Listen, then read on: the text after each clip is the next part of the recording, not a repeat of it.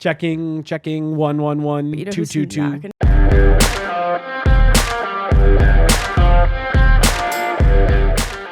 Welcome in to another episode of DNVR Avalanche podcast at the Rink, hosted by Meghan, Angley, and Jesse Montano. We've already begun a heated discussion. I was going to say, Megan's feeling it today, folks. Megan's on one. I've adopted another pet project, and I'm going to come to regret this. That she is ready to put her full support behind. No. But something I can first. put my full support behind is Nathan MacKinnon as a topic. We meant to get to this last week. He's going to the All-Star game. There's no perfect time to discuss him, the season that he's having, and what he's on pace to do this year ahead of him going to the All-Star weekend. Do you think he goes? I do. I overheard him talking about it in the locker room after the St. Louis game. Keep some of that to myself. Yes, I do believe he is going to go. I thought when he blocked that shot late in the game, I was like, ooh, that one stung I was like, a bit. Yep, there's his excuse. There it is. No, but I do think I think he'll go. I actually do think all three Avs will go and will participate. There's some stuff out there that like this is the first time the Avs are sending three people to the All-Star game since like the early 2000s. That's technically not true. They've had three a couple times in the last few years, but players haven't been able to play because of injuries. Nathan MacKinnon had that one in San Jose where it was him, Gabe, and Mikko. And Nate was actually out there, but then had an injury that kept him from playing in the game while at the All-Star game. So they've sent three a couple times, but I think MacKinnon, Makar, and Rantanen will all end up playing, and I think it'll be a cool weekend for the organization. You know, it's been a weird start to the year. A lot of injuries, you know, coming off of the Cup, you know, such a high. It's been kind of a weird start. This does feel like a nice... in 2001, when the Avs won the Cup, they sent a bunch of guys to the All-Star game, and it felt like just very fitting with everything how the year went. This, to me, kind of feels like that for the Cup year. It's kind of like a nice little ode to just how good that team last year was. And speaking of just how good that team was individually, Nathan MacKinnon has been chasing this 100-point season for so long. Yeah. And different things have come between it in games lost, and he even loses 11 games this season. You hope that that is something that he can accomplish. I wanted to open the floor, though. It sounded like there may have even been a more philosophical discussion you wanted to have about who Nathan MacKinnon is as a player. Yeah, so this was one that, if you guys remember, we were trying to get to this topic last week, but we just ran out of time. We had to get to practice. There was the Rockies guys were coming in. The 100-point thing. The 1 year that it looked like a slam dunk ended up being the COVID year where the season gets cut short. He's on pace for it again this year. I'd love to see him get there just because he's had... You know he can. Right. He's on pace to do it. Right. He's like, Nathan MacKinnon is maybe the only 100-point player who's never hit 100 points. You know what I mean? Like, it's so obvious that he should have been able to do it a couple of times. Like you said, a couple things have kept him from it. No, but Megan, you know what we wanted to talk about last week, one of the things that I wanted to talk about was him making the All-Star game. When I think this year, this nomination for him, I think Nathan MacKinnon has moved into a different tier of player. When we were talking before any of the All-Star rosters were announced about who we thought from the Avs was going to go, right? The NHL has a rule. One player from every team. Gary Bettman says that he doesn't ever like to give a fan base a reason not to watch the All-Star game. And so he wants to make sure there's a representative from every team. With the way the Avs year had started, we had all said it's probably Mikko Rantanen going away, right? Should have been. I made the comment that I said, well, hey, you know, Cale Makar, I think, probably gets the nod as well because I think he's entered into that Alex Ovechkin, Sidney Crosby, Connor McDavid, kind of tier where everyone just views him as an all-star. Doesn't matter what kind of season he's had. Doesn't matter what start to the year he's had, injuries, whatever. He's an all-star. He's one of the best players, and people want to see him there every year. I didn't say that for Nathan MacKinnon because he had the injury, the start of the year. The goal production wasn't quite there in terms of what he normally paces to. not to say he wasn't having a good year points production wise, or just from us watching him, but we never even really kind of mentioned him as a consideration mostly because of the injury. He just missed too much time. Well, he gets named to another All-Star game. I think this is 6 or 7 now for him, and I just think after the last couple of seasons that he's had, like we were just kind of making the joke, like it's obvious he's a 100-point guy. He's well into the 90s multiple times, and these weird circumstances have kept him from actually breaking the triple-digit mark. But then I think it was just his performance in the playoffs last year where he kind of showed how much of a well-rounded player he is, where people were pointing at the production, but on any given night, he was arguably the best player on the ice between either team on all 200 feet. All of it kind of culminating in Game 6. He has points on both goals, including the first goal of the game, and then he has the primary assist on the Arturi Lehkonen eventual cup-winning goal. I think everyone just kind of realized last year how truly special Nathan MacKinnon is, and I don't think he's viewed anymore as one of those like borderline elite guys. It's McDavid, it's Makar, it's MacKinnon, it's Matthews. It's weird that those are all M's. To me, those are kind of the players that are now viewed league-wide as there's these guys, then there's the next tier of guys. Those next tier of guys are still very, very, very good, great players, but they aren't into this top tier. And I just thought that Nathan MacKinnon getting the All-Star nod this year, despite the start of the season he had with the injury and things like that, that was what kind of made me realize, no, this guy is in that other tier. And we don't just view him like that here in Colorado because we see him every day and we understand the finer details of what a special player he is. He's now recognized league-wide as one of the truly elite players that, again, I think the All-Star game means different things to different people.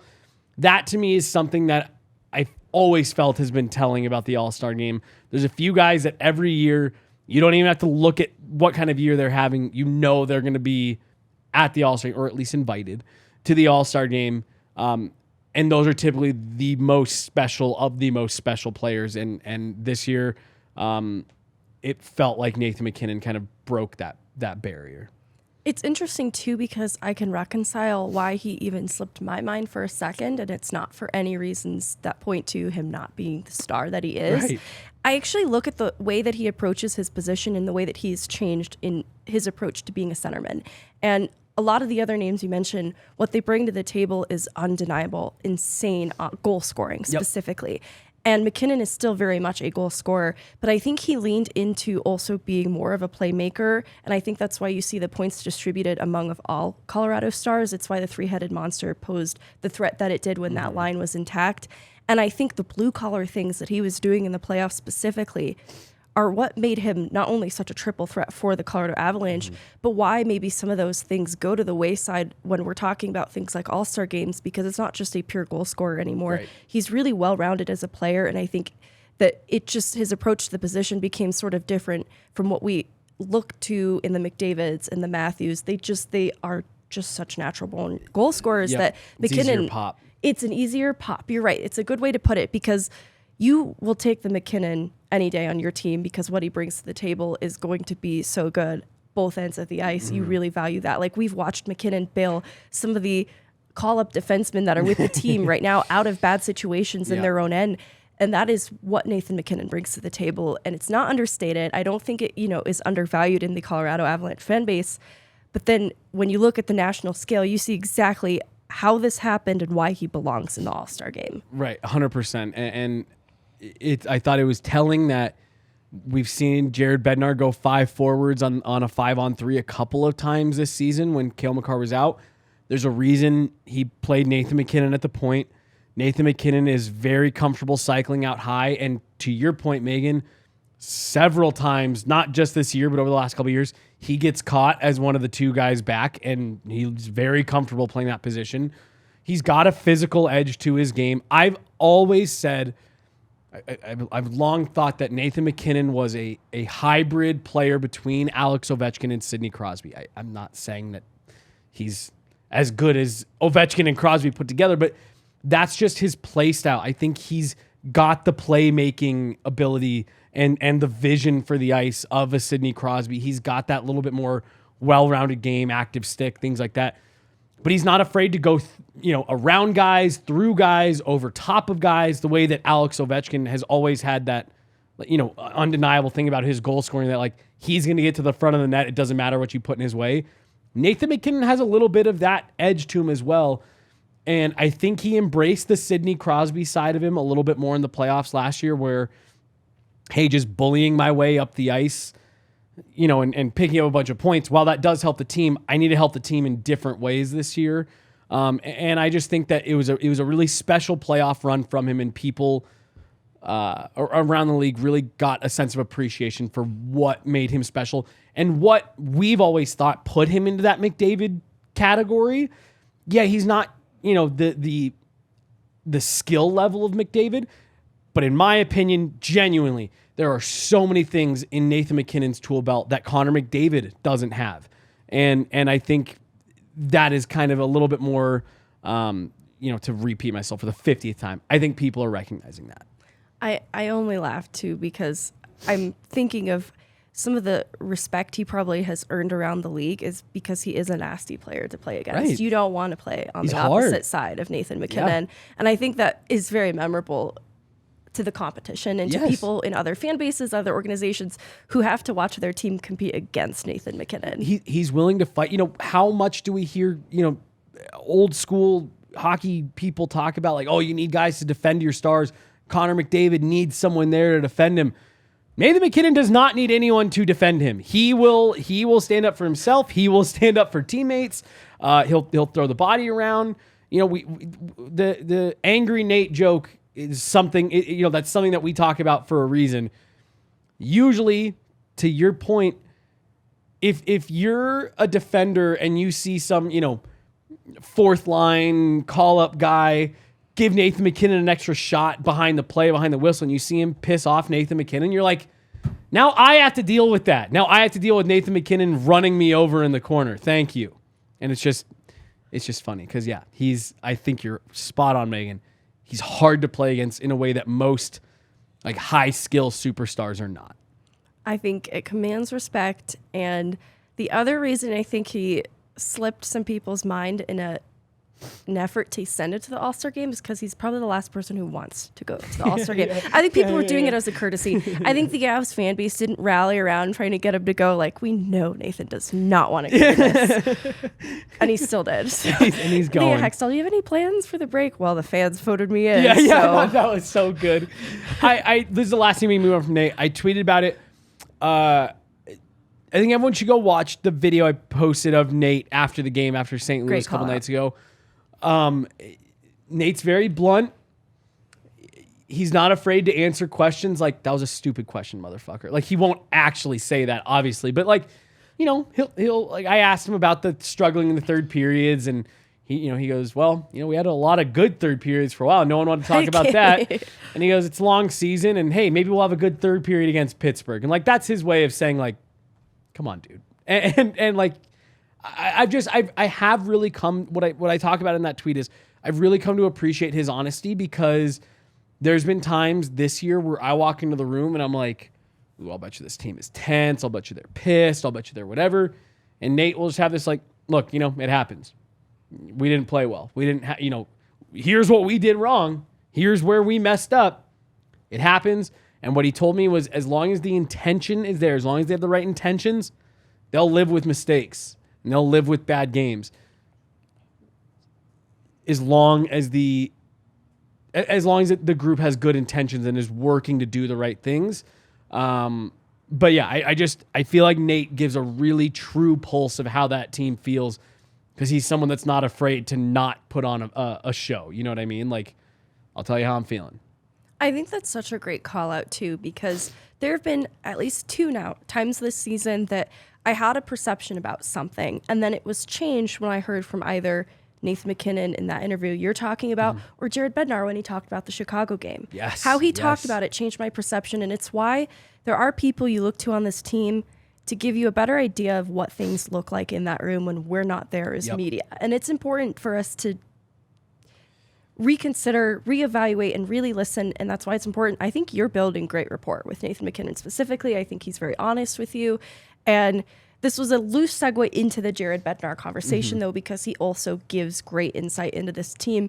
And it's to celebrate the thing he doesn't want us to celebrate, which is it points to who he is as a person so much. But we have to talk about the accomplishment, becoming the winningest coach in franchise history. He brought them from the 48-point season to the 95-point season. He has stayed above 500, well above 500 every year that he's been here, and continues to improve in time. And you look back on his tenure here, where it started, very low point, point of desperation for the organization. And this is an untested coach who didn't have the benefit of another year behind an NHL bench to point to and say, look, I know this 48-point season isn't great, but I have this body of work to point to. He did at other levels. And so I wanted to open this segment with the question you asked about how his experience going from the ECHL, AHL primed him and gave him exactly the tools he needed to be able to coach at the NHL level. So we'll play the audio here first. Yeah, I think looking back on it, and I got good advice when I was a young coach, like don't be in a rush to climb the ladder, make sure, and it's the same advice, honestly, it's the same, like coaching in the minors, ECHL, you got guys, 2 steps away from the NHL, their goal, lots of them is just, I want to play at the highest level I can, and that might be the American League or the old International League, and there's areas, the reason they're there is there's areas of their game that they need to work on in order to be, a trusted player and earn a regular spot at the next level. And it's the same for a coach. Like, you got to make sure you're fine-tuning your game, refining your craft, and so when you get the opportunity, there has to be some luck involved, and you may need to know some people or make an impression on someone in order to get that opportunity. But when, my goal was when I got the opportunity, if it ever came, that I would be ready. And then I went to work at the American League, learned a lot, bigger staff, better resources behind you, more detail to the game, so you go to work again. And so I was never in a rush to get out of the American League. I wanted to make sure, same thing I tell my players at that level, that when you go, you don't want to just go for a cup of coffee. You want to prove that you're ready and that you can handle everything that's going to get thrown at you. It's a tough league, and every league you move up, it becomes tougher and tougher to win. And so I wanted to be ready. So I just kept trying to work on my game, just like I would tell our players to work on theirs, so when they get the opportunity, they can make the most of it. I'm glad that you wanted to play that clip, because it's something that I wanted to talk about, because I thought it was just something that was so interesting, because he talked about, after that 48-point season, I didn't know if I was going to get another chance. And he said it would have been understandable had they wanted to move on. But I think it speaks to, one, who Jared Bednar is as a person, as a coach, and what, even though the team struggled so much, what he exuded, right? The confidence in knowing that they could get it turned around, having a clear vision and a clear goal for what he wanted a culture to look like, a system to look like, how he wanted his guys to buy in. And then I do think it says something about Joe Sakic, and I guess I don't think we should necessarily be surprised, looking back on it, given the patience that Joe Sakic has shown in so many different aspects of his management style, that he was willing to say, no, we hired this guy for a reason. We believe in what he is bringing, what he says, what he does. And yeah, I didn't want to go for a cup of coffee. I wanted to make sure I was prepared. And he talks about not being in a hurry. I've said it several times, and I even wrote about it this week in the blog. Every company in the world right now, especially here in America, obviously, this is the one that the job market we're the most familiar with. Everyone is looking for leaders like Jared Bednar. People who understand the situation. They know how to communicate. They know when you need to push. They know when you need to pull back. They know when you need to lighten the mood. They know when you need to be serious.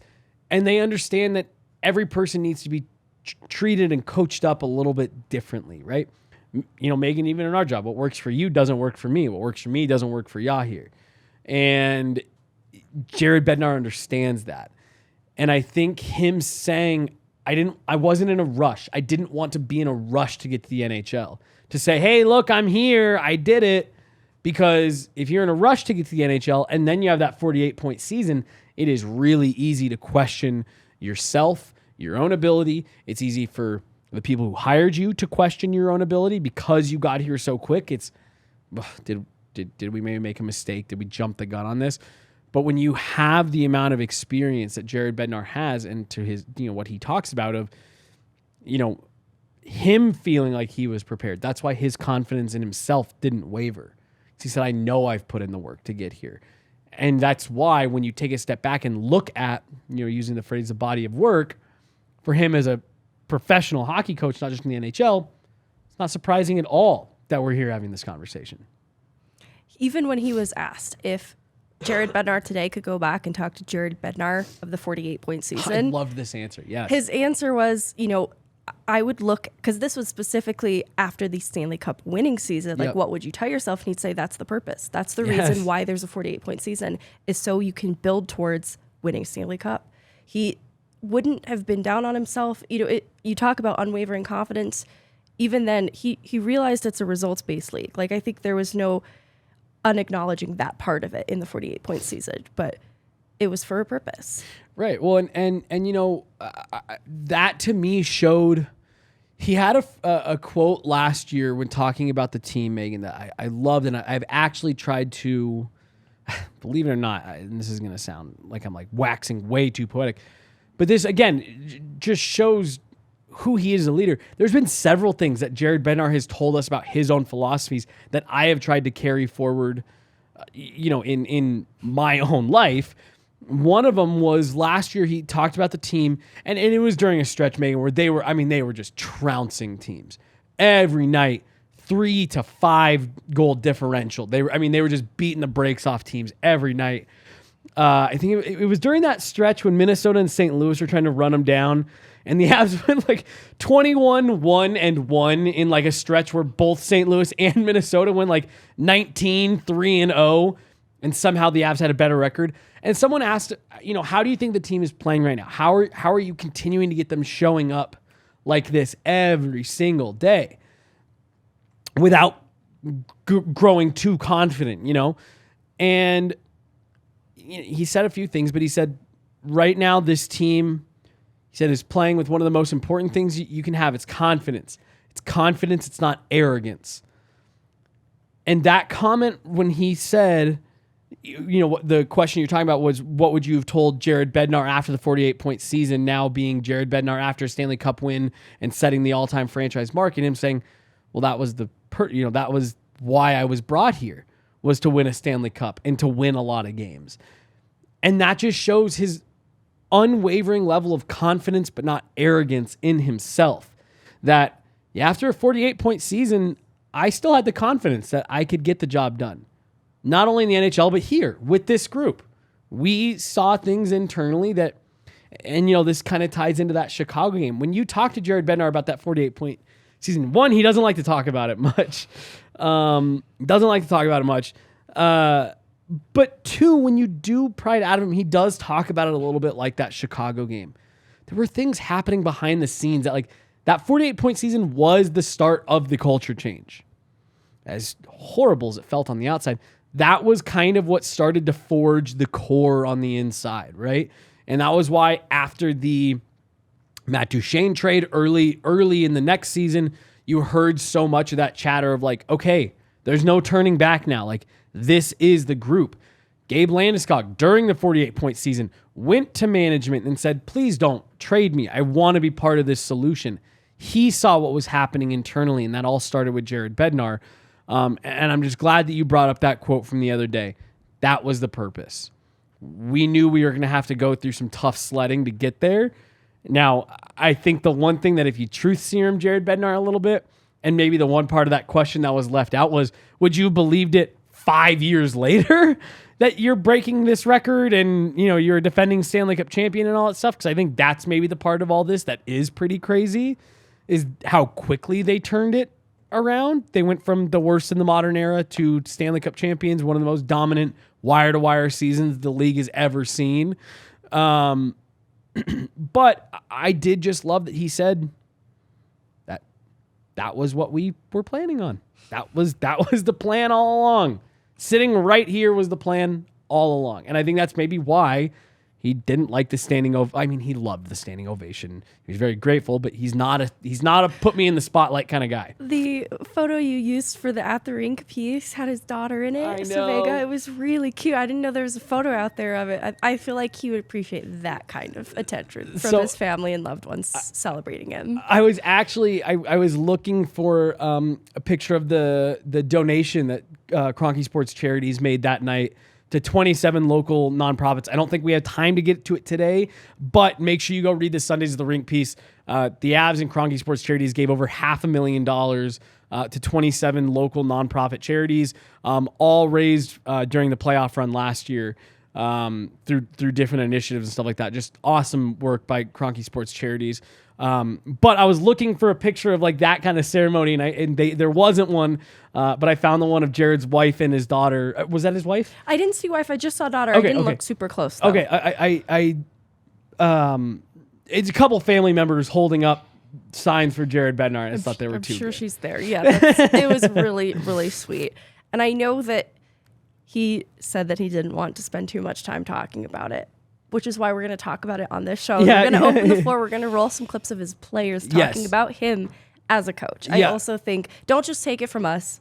Hear from the players and the influence that he has over them. Yeah, so this is a bit of a longer clip here. It's in the written piece as well, but I didn't write too much about Jared for exactly what you just said. Don't take it from me. Hear it from his players. Like I said, it's probably about it's just shy of 10 minutes, but I was asking the guys about him, and they had a lot to say. Like each guy had a lot to say about him, and I just thought it was cool. So, yeah, we'll roll that here. I think just his demeanor. You know, he treats you with respect, treats you like a man, and he just, you know, he's a straight shooter. And you know, I think guys respect that. You know, he never yells, never berates you. He just tells it to you straight, and I think he earns a lot of respect from guys because he does that, and I think that's why he gets the most out of his players. Frankie was saying that he feels that he's never had a coach feel like so much of like one of the guys. Does it give you that feel? Yeah, definitely. Again, it's part of his demeanor. He treats you like, you know, a counterpart. You know, you don't feel as though he's your coach. He just feels like he's the guy leading the team, and you know, I think you wanna go do good by him and play to the best of your ability for him, because I said it before, but it's just that respect thing. He respects you, he treats you like a man, and it's really a calming influence. You know, you don't hold your stick too tight because you feel like you're going to get yelled at. He just gets the best out of his player, or the most out of his players, and I think that's why he's had success at every level. You just said it, you know, about not squeezing the stick, but how much does that translate on the ice? When you guys were kind of going through a rough stretch there a couple weeks ago, having someone like that at the helm that's just like, hey, take a deep breath. Yeah, it's huge. I think that's what, you know, kind of changed the tide a little bit. You know, I think everyone was, you know, pissed off, tense after, you know, losing to Chicago, and the next day he came in and kind of, you know, told us to just loosen up, and, you know, when things go tight, everyone's, you know, always stressed about making the next mistake, or, you know, don't want to be the next guy to screw up, and he kind of came in and just said, guys, you have to play loose, and like, you're not gonna play well when you know you're nervous to make a mistake, and you know, I think since then we've kind of turned it a little bit. Yeah, I think, you know, he's one of those modern younger coaches. He kind of changing the coaching game, I feel like, because he's, you know, he feels like he's part of the crew, part of the team. He talks to everyone. He's asking for opinions of players, and he really, like, you can really talk about anything with him, which is kind of unusual, I feel like. And also, if the team tells him something like that maybe we're a little tired, we would like to give a day off. He's always thinking about it and definitely taking different look on situations after the team kind of give him some message. So I feel like that's kind of big difference in his game, and I feel like he's a hardworking coach. Like he's always prepared for every game. Like his meetings are pretty long. Like he tells us a lot of information about every team we play against. So I guess he's spending a lot of time preparing and watching videos. So definitely living a coach life. So it's funny, something you just said kind of ties in with something that JT was telling me, that JT said that he thinks Jared is really kind of like an embodiment of the team in terms of like staying calm but having that kind of fire. Does it sounds to me like you also think that he's kind of like I don't know, a heartbeat of the team? Is that a good way to put it? Yeah, I mean, he feels like he's one of our players. So also he has like a lot of respect from everyone. So I think it kind of works well hand in hand that you can also expect him to be like making jokes, and also when the business comes, he's 100% focused, and he expects 100% from everyone from the team. He stays pretty calm, on the bench and things like that. But Naz was telling me last year at the All-Star game that he's like, no, he's not always that calm. How often does he get after you guys? And is it? I mean, it's tough to say from my perspective, because I usually talk the most with UC, our goalie coach. So and the game for players when they're going back and forth on the ice and back to the bench is kind of different. So I can really tell. Okay, cool. Yeah, I mean, he's a competitive guy, and works very hard at for us, and make sure that we're prepared every night to have the best chance to win. And obviously we have had success. I think like our team, he's improved as his time's went along here as well. But just know him to be always fair, and just wants the best for each guy and for the team. So we always see him stay super calm and collected and stuff. But Naz was telling me last year at the All-Star game that he definitely isn't always super calm with you guys, kind of behind closed doors. One, how much does that calming on the bench help you guys? And two, how often does he kind of get after you guys in ways that maybe we don't see? I mean, yeah, I think his demeanor is similar to that of our team, where we try not to get too high and too low, and we're just focused on, what we have to do next. And, like any coach, there's days he's happy and days he's not happy with us. But overall, I think he does a good job of being fair and, just wanting us to be the best that we can. It's never yelling just to yell. It's, him wanting us to be the best that we can be. You mentioned that he kind of is a reflection of the team. How much, when he first got here, did you guys have to take a look at the culture and say we want to reset this and kind of lead it in this direction? Yeah, I think the guys that were here before me did a great job of, being focused on the process, and it took years to build that in the right direction. And it was on the ice, off the ice, the way we were preparing for games, the way we were preparing, taking care of ourselves away from the ice. I think it was all a culmination of the leaders just wanting to win, and it's been easy for, I think, other guys to come in and see, that's what we want, and we'll do anything to do it. And makes it easy for guys to come in the locker room and join in and jump in the boat with us. Yeah. For sure, he's been an incredible coach, and I think he's helped all of us individually, as well as you've seen the growth of the team, and there's a lot you could say about him as a person and a coach. He's able to get the most out of his players. His hockey IQ is through the roof, obviously, with his adjustments and pre-scouts and everything. So he's obviously deserves all the success he's had. A couple of guys yesterday were saying that he really does kind of just feel like one of the boys, and not so much the coach, but more just like the leader. Is that kind of how you see it as well? Absolutely. No, I think he does a good job of forming personal relationships with all the players. I think that's critical in today's day and age, and he does a really good job of that, relating to guys on a personal level, and therefore is able to get the most out of those guys on the ice as well. Yeah, he's easygoing, which is nice. So 7 or 8 years with the same coach probably could get tiring, but with him it's he's not in your face. It's good. I think he's very smart. He has our respect, and he respects all of us, which is great. I don't know what his milestone is, but it's obviously well deserved. Like you said, over that time, it could be maybe hard for the players to keep from tuning him out. How do you think he's done a good job of navigating that? Just because he's a good guy. I mean, that's really all. That's really it. If he was painful or annoying, who knows, right? But it's easy. It's like I said, he actually will talk about you with the other things than just the neutral zone forecheck. So it's nice that he actually has a personality. He's a good person. Like I said, respects all of us, and he definitely has our respect. I think he knows when to push the buttons, when to be hard on us, when to be positive. I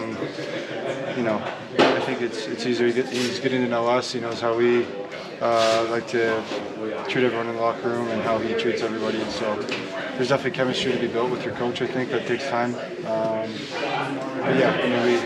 obviously have better teams than he did the first couple of years too, which helps all of us. So I think he's learned a lot and he's always trying to get better. So the one there that really did stick out to me the most in my conversations was Evan Rodriguez saying he doesn't so much feel like a coach. He's the guy that's leading the team. And again, going back to my statement earlier of, he's the type of person everyone wants running their company, their team, their business, their whatever. That to me is the part that really sticks out. He's the leader. He's not the coach. He's not the boss. He's not the guy in charge. He's not he's the leader. He's the emotional heartbeat of that group. And, Evan talked about in there coming off that, that loss to Chicago. Jared comes in and says, no, we're not going to fix anything feeling sorry for ourselves. Let's pick ourselves up and get out there and turn this around and play the way that we can. He's not screaming. He's not yelling. He's not bag skating an already injured group. He's leading. He's leading them through some turbulent times right now. And I think that's the difference between him and most of the other coaches in the NHL right now. I'm not saying he's the only coach that's like that, but I do think, Pavel Francouz talked about him being a modern kind of new age coach. And I think that's one of the hallmarks of it is I'm the leader. I'm not the boss. I'm the leader. I didn't mean to open a can of worms too with this next comment, but it made me think about a conversation we've had, and I do feel as though he has different relationships with different players based upon what they need. Yep. And this comes about in different ways. And I look at someone like Cale Makar, whose usage has been in question a lot this season, and there's always the concern of, does the coach know just how hard to push him, or is there fear that he could push him too far? But then after that Anaheim game, there was a question of, do you think guys are fatigued? And he really shut that down quickly and talked about how he has conversations with his players about that very specifically, and why we've watched Makar take nights off to recuperate a very real injury too. Like, it's not just to rest for the sake of resting, but it points to, he does know how hard to push his players because he has dialogue with his players. And I'm sure he has different dialogue with Cale Makar than he does with Nathan MacKinnon, and it's based upon their needs, and there's an understanding between the players. And I think that's where has a strength as a coach too, is assessing what their different needs are and building different relationships with them. Well, and Frankie talked about in there, like, he's willing to listen if he doesn't see them as, getting fatigued, but someone comes to him and says, hey, some of the guys are pretty tired. He'll listen. It's not like, well, too damn bad, get back out there, blah, blah, blah. It's, whoa, okay, well, and then to your point, Meghan, like, wow, I heard that from this guy. Maybe I need to go talk to a couple of my leaders and see how the group is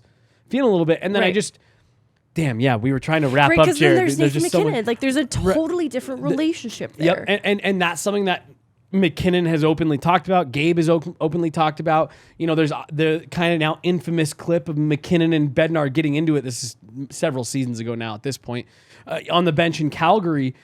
And, I just think it's funny when you listen to Nate talk about Jared in there. Like, he's not just an X's and O's guy. He'll talk to you. You can talk to him. And he has our respect, and we have his. And if he didn't get along with us, he wouldn't have stuck around this long.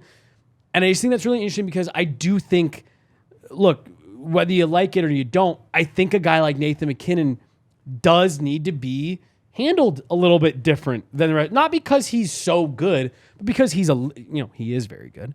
He's a leader. He's an emotional leader for your team, and he's just one of those guys that, I'm sorry, if you are a young guy coming into this roster, a bottom 6 guy, a new face showing up, if you're Logan O'Connor, you're just not going to convince me that isn't a guy that's looking at Nathan MacKinnon and saying, well, what's he doing? He just kind of has that. So, yeah, you do just have to deal with him in a little bit of a different way, and I think Jared Bednar has found a way to say, well, hey, maybe he's got a little bit more leash to push back on things that I'm saying. That's because we have an understanding, and I'm sure there is even still a line there that Nathan MacKinnon doesn't cross, right? But at the same time, it's not Nathan MacKinnon walking all over Jared Bednar. It's, I'm going to give you that little bit of respect, but also know that, everyone talks about the way Nathan MacKinnon yelled at Jared Bednar on the bench that day. I've also never seen Jared Bednar get after a player like that on the bench, where, he was telling him, like he was arguing back with him. You don't see Jared Bednar do that. He's normally very calm, cool, and collected. So there's just there's a give and take with every player, and Jared Bednar seems to toe that line really well. Nathan MacKinnon talked about that as well. He knows how to walk the line between being one of the boys and being the leader, and I just think it's made such a difference for this organization. Think too, we alluded to flashes of things that we don't see, and why it's important then to listen to players and coach when they talk and give us insights, because you don't ordinarily see Bednar getting after players generally, but he will. Yeah. You saw it in the Calgary game very briefly. He was talking to Newhook very sternly. And he's also gone to bat for Newhook. He's kind of shut down when we field too many questions about Newhook. He's like, all right, you guys need to chill. Yeah. So he's affirming of his players, but he's not without any criticism towards them either. There's a lot of mutual respect there. That this is probably a conversation we put a little pin in and explore further throughout this season, because it's really interesting. There's a reason this is the winningest coach in the franchise. And we talked about it on the show a couple weeks ago, or when he was approaching this. I don't think there's anybody in Avalanche franchise history that's really even close. I think not just in terms of wins, losses, but I think this is the best coach that this franchise has ever had running away at this point. And the last thing, I just have to get this in here because you mentioned the way that he is with the players. And I had someone mention this to me, a buddy of mine, just a couple days ago. I loved a couple weeks ago when he told us, I can't remember which young guy it was that came up from the Eagles, and we asked about him, and he said, look, I'll answer this one, but I'm not going to come up and talk about these guys anymore with you guys before I've had a chance to digest the film and break it down with them. And he said, I just don't think it's fair. These guys work their asses off, and then I come up here and give you something based off of what I saw live during the game without going over the film, without talking to the player, without getting explanations for what were you thinking here, there, or whatever. And I just think that's another way that he's really gained a lot of respect from this team, is being fair and making sure the players understand what he's seeing without putting them on blast. I think that's a really good call out. This is an interesting segue, but going back to the 48-point season for a second, I believe it's a waiver claim. Matt Nieto comes to the Colorado Avalanche, and it's a pretty successful waiver claim story. He assumes a role very similar to the role we expect him to have now here with the team again, but some of his greatest success came about through his time with the Colorado Avalanche. And I think he's an interesting player to talk about what his potential fit is here, because it feels really obvious that it's going to be very similar to what it was before, even through 2 games, what it looks like now. But just wanted to get your thoughts on Matt Nieto now through 2 games and his fit here. So it's funny because you mentioned the 48-point season when he came in, and what, like this weird breath of fresh air, he was for that era of Avalanche hockey, right? He was, I think, and this is maybe is going to sound a little bit more dramatic than what it actually is, but I think he was one of the first guys that came in that kind of clicked for this coaching staff and this management group of more guys like that. You know what I mean? More guys that can just skate, play with the pace, heavy on pucks, just hounding players on the forecheck, can kill penalties, things like that. Because now we look at Matt Nieto and we say, wow, what a great fit. When he first came to this Avs team, it wasn't, wow, what a great fit. It was, this is a guy that, is kind of, especially with how that bottom 6 looked at the time, it was an injection of skill an injection of speed, and he was kind of a step above everyone else. And now when you look at the way that this Avalanche roster is constructed, guys like Cogliano, O'Connor, Helm when he's healthy, JT Compher to an extent, those are all guys that kind of, Val Nichushkin to a much higher level. Those are all guys that fit that archetype of, puck pursuit, can play with some, have good speed, can play with some skill, have some level of finishing ability, can kill penalties, smart. Half of this Avs roster is made up of varying skill levels of Matt Nieto. You know what I mean? So it's just kind of funny to now look back at when he first got here, and you can almost kind of say he was their first, guy that in the bottom half of their roster that they kind of identified as this could be our identity. And so it's funny to now see it come full circle and then bring him back. Is it to plug in the Darren Helm spot? We're not really sure. Jared Bednar sounded more optimistic the other day. Yeah, that was an interesting update. Said that maybe he's going to start skating again after the break, and maybe he's not done for the year, and that, in fact, they don't even have a timeline set for when they would shut him down for the year. So I don't know. Now if you get Darren Helm back, well, that's a pretty good bottom six that you're filling out suddenly. You know what I mean? Like, you're kind of looking last year where a really good player is probably going to end up in the press box on night one of the playoffs. It's funny because a few years ago, Matt Nieto was really this, like I said, this big injection of life.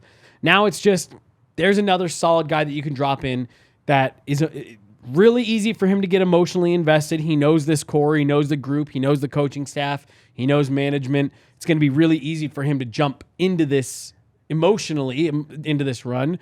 And two, just from a system standpoint, we just spent the last 2 minutes talking about how well he fits, how he kind of helped define this system early on in this coaching tenure. He'll be able to jump in pretty easily. Some of it, too, that I think of is age that this could point to, what I'm about to say. But the talent that he was around when he was here last, his bottom six talent, right? The Soderberg, Comos, it is different now from what it was then. And he had better production there than he did in his last couple seasons with San Jose. It's tapered off a bit. I just wonder, he was elevated in his production then. What could come of it now with the bottom six as it could be constructed when this team is fully healthy? I think it's even better. I think he's in an even better position to offensively contribute, and he does all the blue-collar things that you alluded to as well, that they really trust. He's a reliable, trusted player for those reasons, too, that I think this could even be a better showing for Matt Nieto this time around. The safety blanket for Jared Bednar before was Matt Nieto, Carl Soderberg, Blake Como. If you're talking about a safety blanket, yeah, Tiff is laughing off screen. Were you laughing at that line? Yeah, just brutal. No offense to Carl Soderberg or Blake Como. Now you're talking about a safety blanket line of Andrew Cogliano, Logan O'Connor, Matt Nieto, some combination. If Darren Helm is a fourth guy that you can work in there, it's a lot younger. That's a lot more speed and a lot more skill. Again, I actually thought Carl Soderberg was someone here who a little bit underappreciated for how good he was every year outside of that 48-point season. Yeah, much better, much big upgrade is what I was about to say. Much bigger upgrade in terms of line mates. The next topic, Ryan Merkley. I was gonna say, yeah, it's based on. Maybe we just do a separate video to talk about Merkley. Well, here, just start it. We can allude to that. We'll do something else. Okay. Merkley is the most mysterious part of the acquisition, and he got in 2 games with the Colorado Eagles this last weekend, so there's just a little bit to talk about in terms of first observations. I don't mean to overvalue 2 games. He gets dropped in on the road, very similar to what happened with Alex Galchenyuk. Don't know if he so much as gets a practice in there. And they split the series with the Texas Stars, so it's an interesting. He picks up a primary assist off of his own shot, actually, on the power play that ends up being the goal. So he gets on the score sheet. Was that his goal? Basically. So, Okay. like, there was a tip-in at the front, so it wasn't credited to him. But Oh, he it got the wasn't. primary assist. But it was his Okay. shot Okay. from up high that created this I'll goal. say, because the Eagles had originally said that it went to him. I never saw them go back and change Because it. it was this very last-minute tip. They thought it was his. They had to, like, It review might it. as well Okay. be, right? Yeah. He gets some credit for that. Pretty decent shot, especially on the power play. I wouldn't tout it as, like, all-world, but it has contributed on the power play. So I will not discredit it's it not completely nothing, either. and we'll circle back to that. No, completely. So this isn't a player that's a player that's just really intriguing.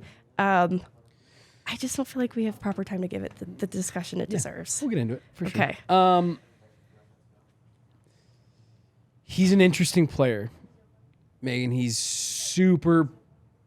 I don't know if polarizing is quite the right word, because I haven't seen like a lot of people be very pro or against him, but I think this will end up being a player that's super polarizing. At least he was in his draft year, right? We were there in Dallas when he got drafted. There was an audible reaction when he was taken in the first round. Look, Ryan Merkley was touted as a top-end first-round talent in his draft year. Skill-wise, I think, Megan, you and I would both agree that from a pure skill standpoint, he's probably, like, you'd probably still consider him to be a pretty high-end prospect on the defensive side of the puck. Right-handed shot, can skate, has good puck skill. From a pure on-ice skill perspective, I think this is a pretty high-end prospect. The warnings that came with him in his draft year, there were some potential behavioral issues. It was never fully explained what that was. It was even reported as far as he was on several teams' do not draft list, DND, do not draft. People thought for sure he would fall out of the second round. The conversation kind of was, who's going to be the one to take a swing on him and when will it happen, because he is such a high-end talent. Well, San Jose takes him in the first round. Hasn't worked out. Requested a trade out. It's tough, Megan, because, like you said, he gets dropped in on the road, coming to a new organization. He actually hadn't played in a while in San Jose because of this trade request. Yeah, no, it had been a whole month, actually, since he last played. So that's also something to consider when we evaluate his first 2 games with the Eagles. It had been a full month. So there are, like it or not, there are several asterisks here on this first game. AJ tweeted out that he saw it as some potential engagement issues. Megan, you said you didn't see it that way. I know we're pressed for time here. I would maybe like for us to do another video, but I just really quickly wanted you to get your piece in there about you didn't necessarily see it as engagement issues. And I thought you had an interesting perspective, because maybe we are misunderstanding these potential behavioral issues as engagement problems when really it's... All right, so and I want to add the qualifier that it could be engagement, because I have been quick to point to a player like Kaut, a player like Maltsev, and say I think there are some effort-based things happening here, and this is corroborated by other people that I talk to. But I remember a time when Maltsev was being watched by a scout who isn't regularly at games. By his name, the scout had written in big letters, "scared." And in my opinion, I didn't think that Maltsev was scared or fearful, and that was why he appeared disengaged. However, my impression of Merkley specifically was there was reluctance, and it was fear-based. He looked like he was scared to engage. This is why he looked a step behind the play at points, positionally a little lost in space. He looked unsure of himself, and I think especially in his own end, because offensively, he had terrific vision. He's walking the blue line, looking for shooting passing lanes. He gets a point in that second game, basically a goal, and that's where he thinks the game at a high pace offensively. I think he has terrific vision on that side of the ice, but in his own end, dropped into a new system. This struck me as a player who looked a little bit timid and afraid to make mistakes. Understandably, the stakes are high. Yeah. He doesn't have really any leverage in Colorado. He did, because in San Jose, they wanted him to be a highly touted draft pick that works out. Right. It didn't work out. They want to be the ones that got it right. He looks at what is defensively ahead of him in Colorado, and he wants to be in the NHL. He sees that the odds are stacked against him. He has no reason not to give 100%. Yeah. Let's maybe do something else where we dive a little bit deeper into this, Megan, because I want us to be able to have a larger conversation around Merkley, because I do think there's a big conversation to have there with his NHL potential. Fully. But we've got a meeting to get to. We got the Rockies guys coming in. Patrick's blowing up on Twitter right now, so we gotta get him in here. But yeah, I would like for us to continue this conversation on Merkley because I think it's fascinating. Absolutely. All right, you guys, we are going to follow up with this, and we'll be back with more At the Rink content next week. Meghan, Angley, Jesse Montano, DNVR Avalanche At the Rink podcast. Bye week.